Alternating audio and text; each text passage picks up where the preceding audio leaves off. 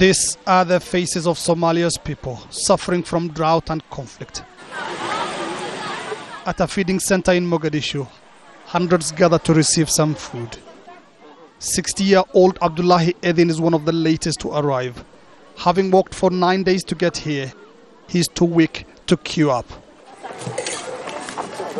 Finally, it's his turn to get some food. But he only eats some of it with his daughters and then sets off home with the rest of the food. His wife of more than 25 years died on the way. He now has to care for his 2 daughters all by himself.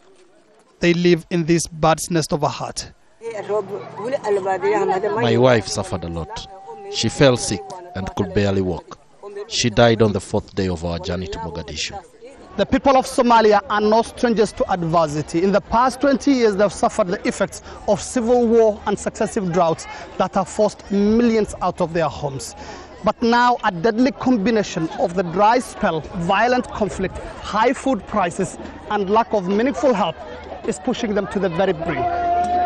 The flow of impoverished farmers and nomads into the capital is endless.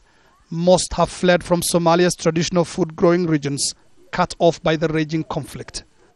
Al-Shabaab militias that control the areas have also banned aid agencies from operating there. We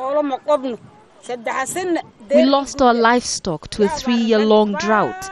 Threatened by hunger, we decided to flee. In some of the camps, the weakest among the displaced are dying. In just 5 days, 11 children in one such camp have died.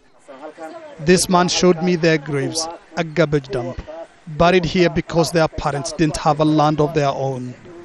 The international community keeps on sending to our country more soldiers and weapons, but little aid, he says. The world should send us meaningful help instead of arms that lengthen the conflict and our suffering. Mohammed, Adow, Jazeera, Mogadishu, Somalia.